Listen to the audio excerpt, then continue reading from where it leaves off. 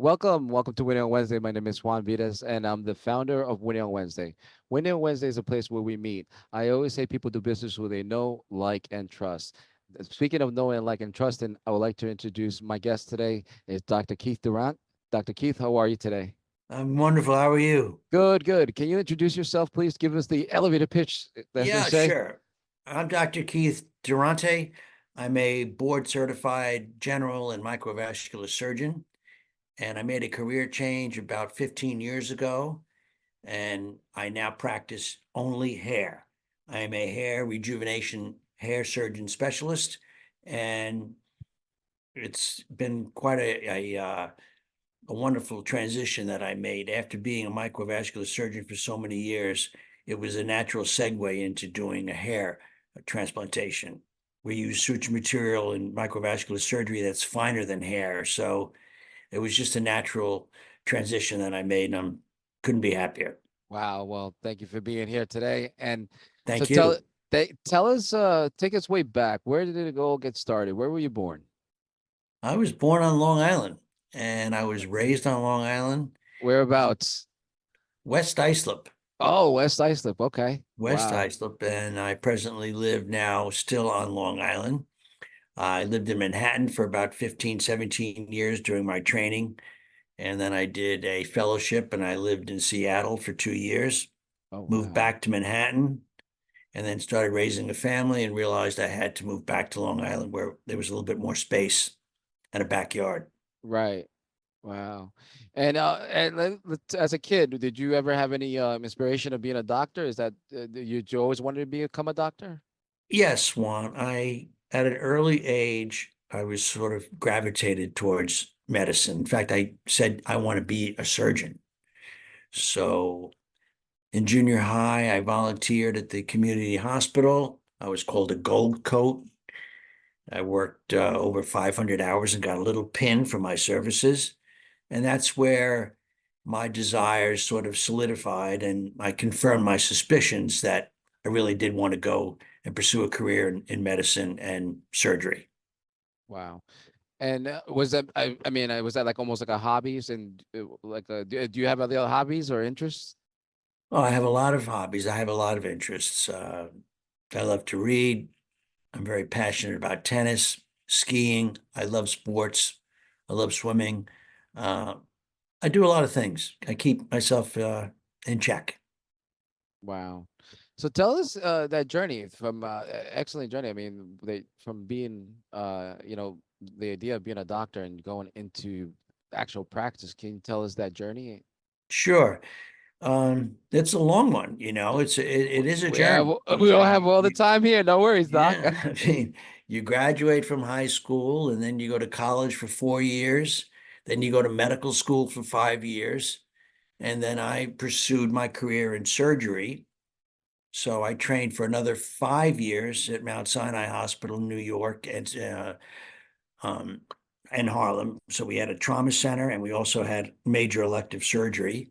And then from there, I wanted to pursue a career in microvascular surgery. So I worked under a world-renowned cardiovascular surgeon by the name of Dr. Lester Sauvage. And I worked with him for 2 years, and it was an incredible experience and probably the best 2 years of training in my life. Wow, that's amazing. And how was your first job experience like? I mean, it's in the real like being in the real like world. Taking from going from school and going into real life. How was that like? That's a hard transition, and it's a great question because you're in school for so long, you're doing your residencies, you're doing all the training. You really are sort of isolated from the real world and what's going on, but very much of an academic environment. Uh, we had a research institute, so we would do experiments in the research institute, and then we would do clinical work in the hospital next door. Working with Dr. Sauvage was a very much of an academic environment. Uh, we had a research institute, so we would do experiments in the research institute, and then we would do clinical work in the hospital next door. So initially, I wanted to go into academics. I wanted to be a teacher. I wanted to write papers. So my first job was in academics. I was the assistant director of vascular surgery at the Catholic Medical Center of Brooklyn and Queens. So I did that for a little over a year. And then I realized that my technical skills far outweighed my ability to do research and write papers. It's too difficult to do both. Either you're in academics and you're writing papers, or you're in a clinical practice. So I gravitated towards the clinical practice. And my first job after academics was in private practice in Smithtown. I stayed there for about a year. And then I got a job in the hospital that I was a gold coat at when I was in seventh and eighth grade. Wow. So it was a full circle. And Wow, that's pretty cool. Yeah, it's like a yeah, and I worked there for, oh, 25 years. wow.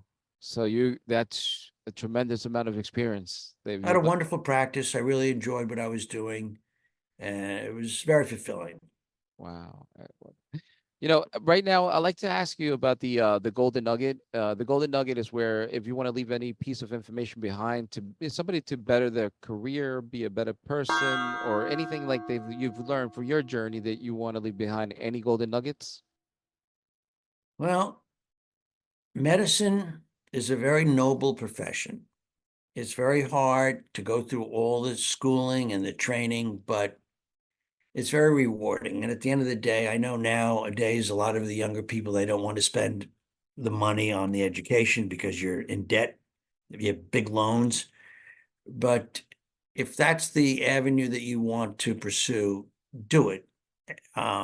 Personally speaking, it's filled with a lot of gratitude, and it's humbling.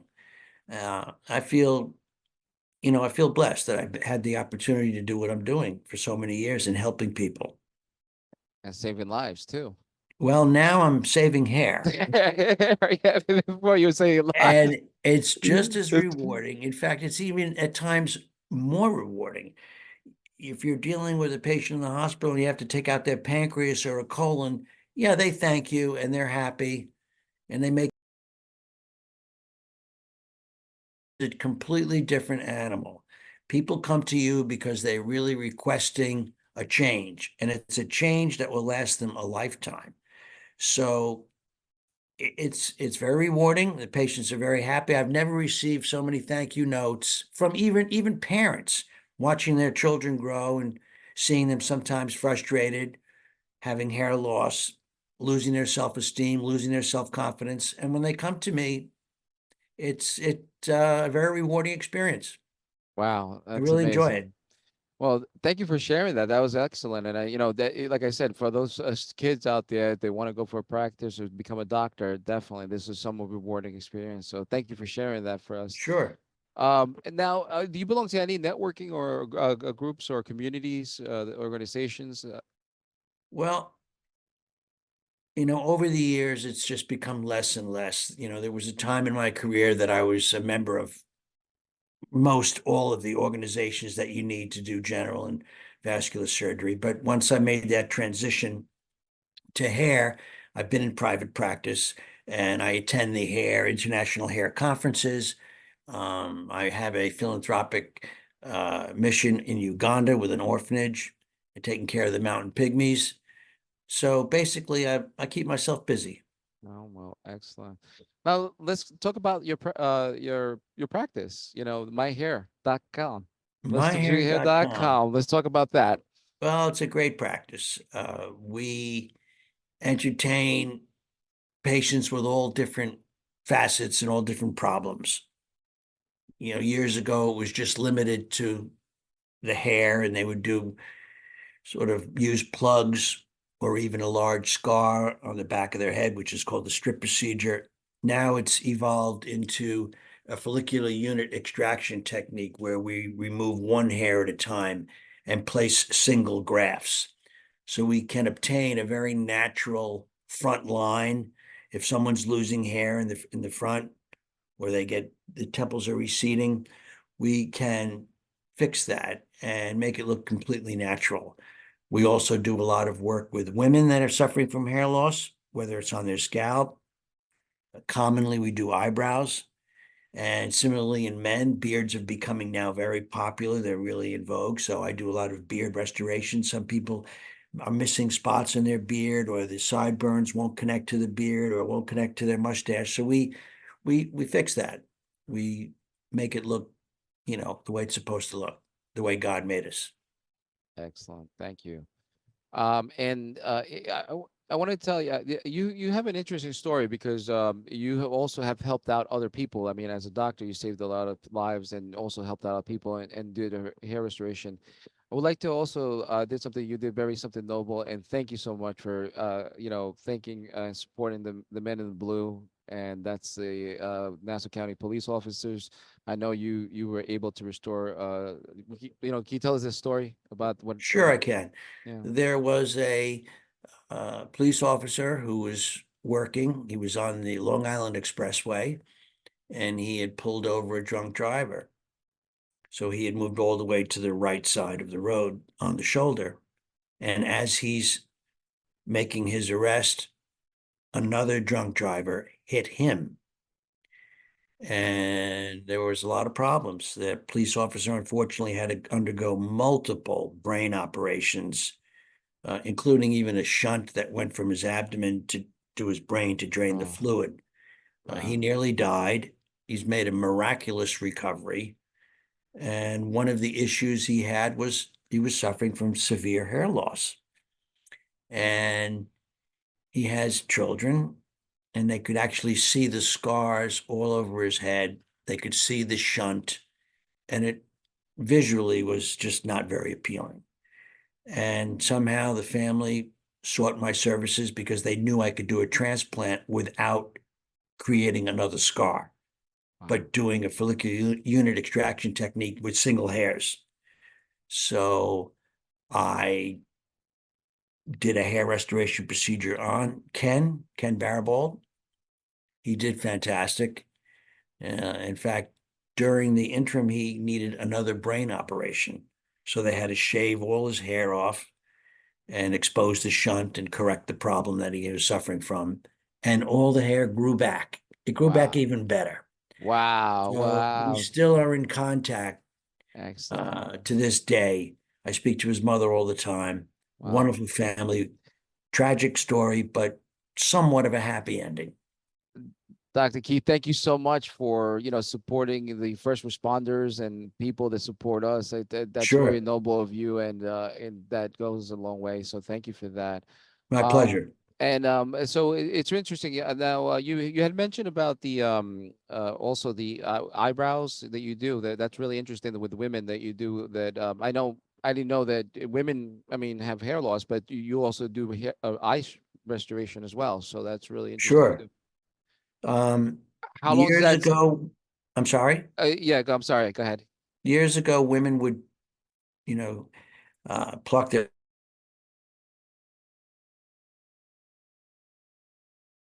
Oop.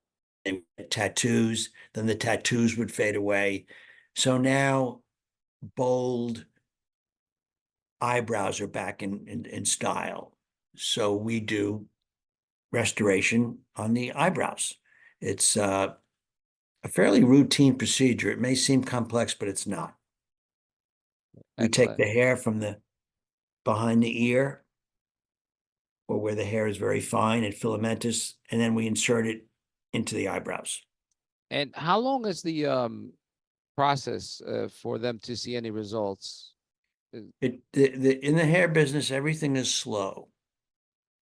So once you implant the graft, it takes several months to at least show anything. But actually, I like to wait almost for a full year. But by Wow. 6 to 9 months, we should start to see them grow back in. And they're like natural hair. So if they get too long, you need to clip them, or you can style them any way you want. But It, by 9 months, you should be, getting a nice it, result. it's almost like planting seeds, like a planting a seed and then like watching it grow.